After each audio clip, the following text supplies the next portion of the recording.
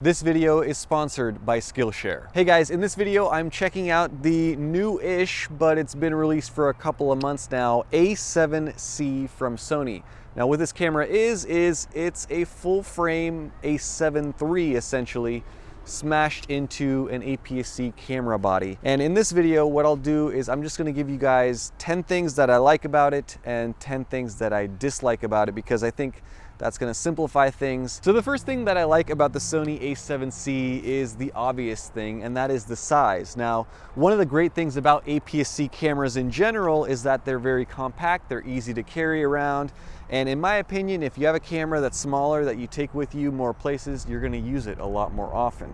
The camera body itself is not as slim as the APS-C camera bodies. It is quite a bit thicker here, and surprisingly, the grip is nowhere near as deep, which is a point that I'll get to here in a moment. But the size of this thing is pretty impressive for a full frame. I think it's probably one of the smallest, if not the smallest, full-framed camera that I've handled. The second thing that I like about the Sony A7C is, well, the screen. It is now fully articulating, which is a feature that so many people have been asking for from Sony for years and years. And so it does make shooting crazy angles, especially vertical angles, if you're doing vertical shoots for like Instagram, a lot easier. I do like the fully articulating screen. The third thing that I like about the Sony A7C is that now it no longer has a record limit, which is such a great feature. Now that I've been using it on the A6100, A6400, A6600, I kind of don't even understand how I went about recording in 30-minute increments back in the day. It is something that is missing from the A7 III and is a big feature for those of you who are using these cameras for video work. Number 4, going along with the no record limit, now overheating, the overheating issue that has plagued Sony cameras for, I don't know, 5-6 years, has been resolved with the A7C. So unlike the A7 III, your camera will not overheat after about an hour of recording, which is really nice. So you can record outside in warm weather such as this without having to worry about bringing ice packs with you to cool your camera off. It's a big thing. Number 5, the A7C has better port flaps. I know that seems like a minute detail, but when you are using them, flaps on the A7 III are pretty horrendous. These are much more robust feeling,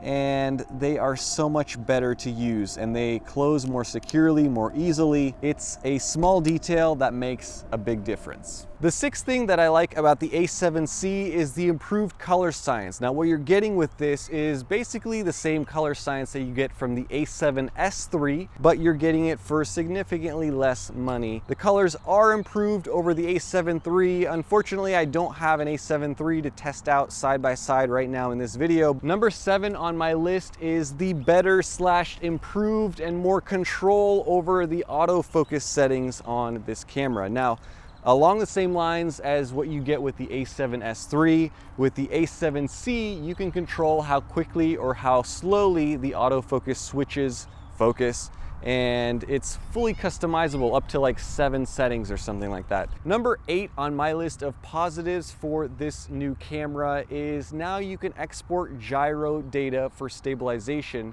when you are doing video editing in post, which means you can turn off steady shot, record really shaky footage, and use post-processing programs to stabilize the footage and make it look like you were using a gimbal all along. In fact, I'm gonna test that right now. All right, so I'm recording right now, just handheld walking at 28 millimeters towards this water. Obviously, I'm gonna try to keep it as steady as possible, but I can tell you right now, the raw footage is gonna be pretty shaky.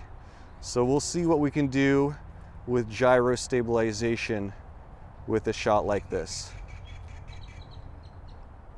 Number 9 on my list of positives is a very simplified button layout. Now, Sony removed a ton of buttons. If you look at this camera body, there are almost no custom buttons on it. Normally you get a couple on top. There's a scroll wheel on the front with the full frame Sony A7 III. They removed a lot of stuff here, which I'm saying is a positive, but I'll also mention as a negative, because For some folks, you just want a simple, easy to use camera. You don't need all the extra buttons to confuse you. This layout is simple, giant red record button at the very top. There's very little for you to mess up if you're just using this camera for vlogging or recording your kids playing soccer. And number 10 on my list of positives of this camera is the shutter sound is awesome. I don't know if it's just me noticing it, but I mean, here you go. You can listen to it for yourself.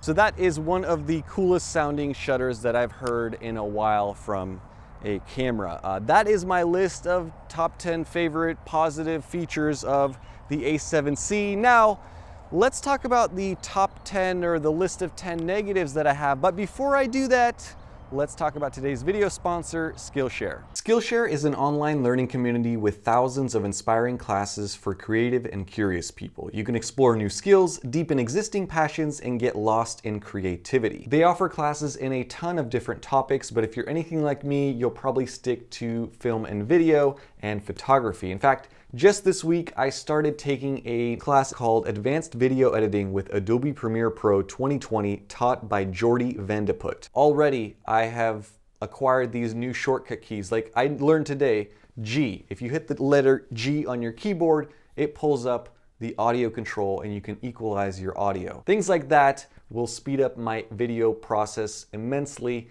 and I'm looking forward to continuing this class and finishing it up. It's also just a fun class and very well taught. Even if you are a so-called expert like I thought I was, you'll learn something new guaranteed. Skillshare is made specifically for learning, which means there are no ads and they are always releasing new premium classes so you can stay focused and follow wherever your creativity takes you. And with an annual subscription, it costs less than $10 per month, which is extremely affordable. But because Skillshare is sponsoring this video, the first 1,000 subscribers to use the link down in the description below will get a free trial of premium Skillshare membership so you can explore your creativity. So definitely check that link down below. Special thanks to Skillshare for sponsoring this video. Let's get back to the A7C. All right, so 10 negative things about this camera. The first thing is I obviously talked about how it's compact in size, and I already mentioned this, but the grip on this is insanely shallow. I don't understand why they didn't just put the grip from the A6600 on this camera body. It would be so much more comfortable. In fact, I'm recording with my A6600 right now, so I can't show it to you side by side, but here is some B-roll of both of these camera grips side by side, just so that you can see how much shallower the A7C grip is. If they had given it a bigger grip, I guarantee you that a lot of the negative reviews that I've been reading online would not be there, because the A6600, in my opinion, is very comfortable to hold.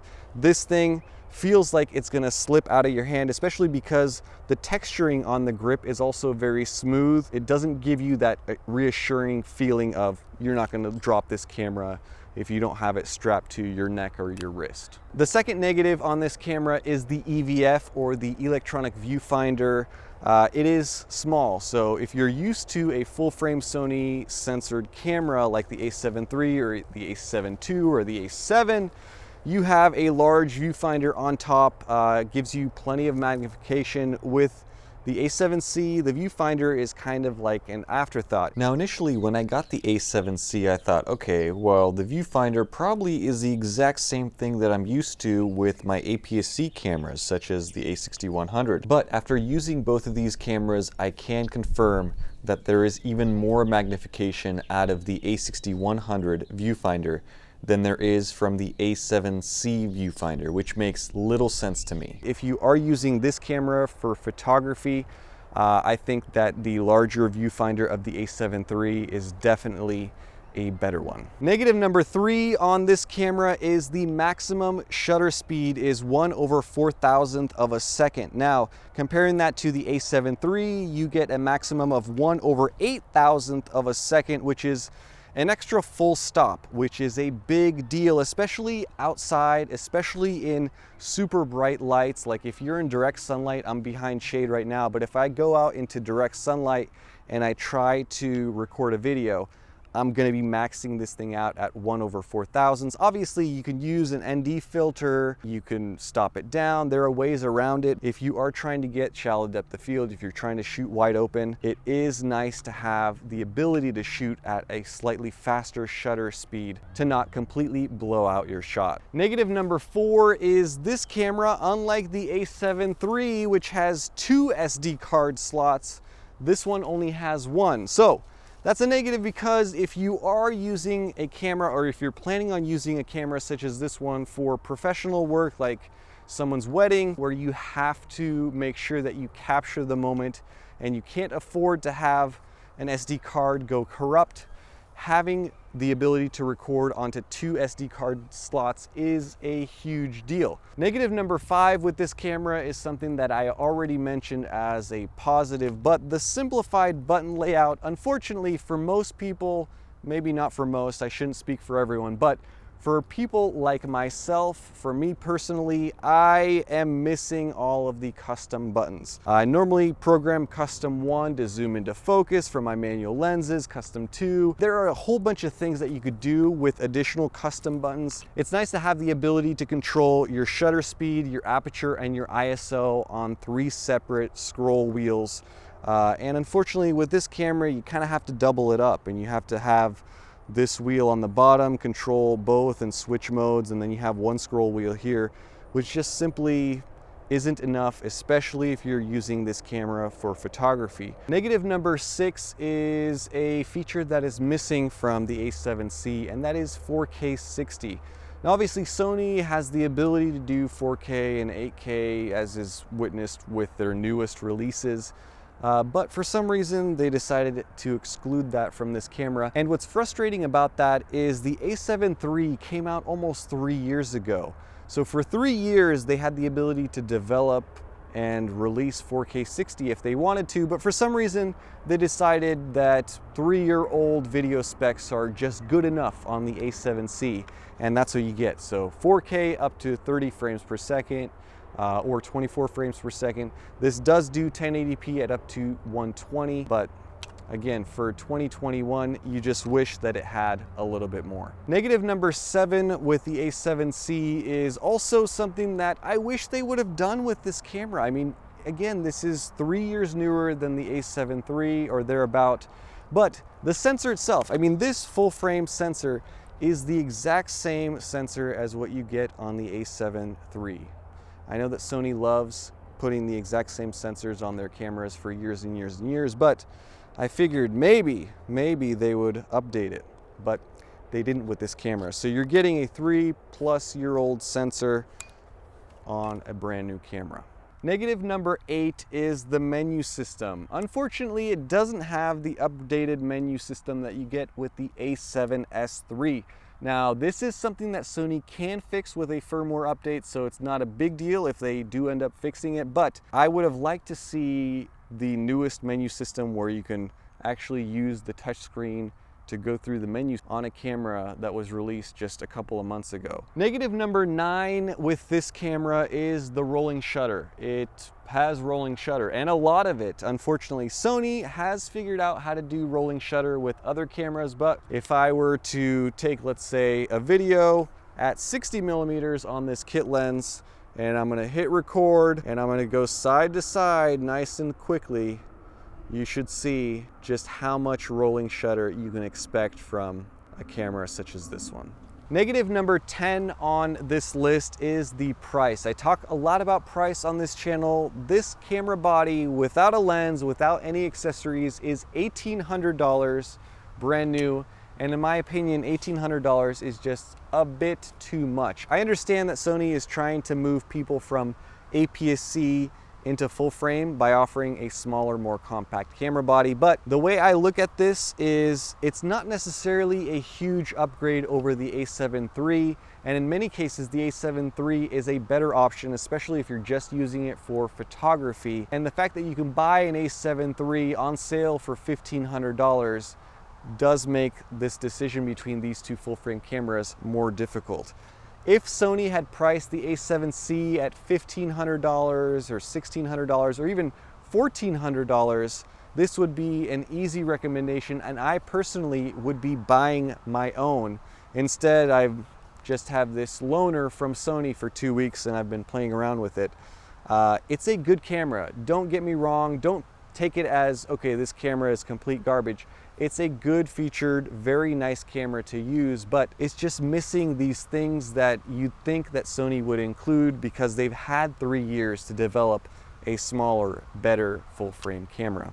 And I think that they probably will. I'm guessing in a year, maybe 2, maybe 3, they'll come out with an A7C Mark II, and it will fix all of the negatives that I mentioned in this video, and then everyone will buy it. But for me personally, I just don't see enough reason for me to spend $1,800 to upgrade my A6600, to be honest with you, because I think the A6600 is great. Let me know down in the comments what you guys think of this camera body. I also didn't mention anything about the kit lens that's included with this camera that you can pay extra for, because I'm gonna devote a separate video about this 28 to 60 millimeter kit lens because I have a lot to say about it. So stay tuned for that. If you are not yet subscribed, please consider subscribing. Thanks for all of your likes and all of your support. Stay tuned for more. Have a nice day. Bye-bye.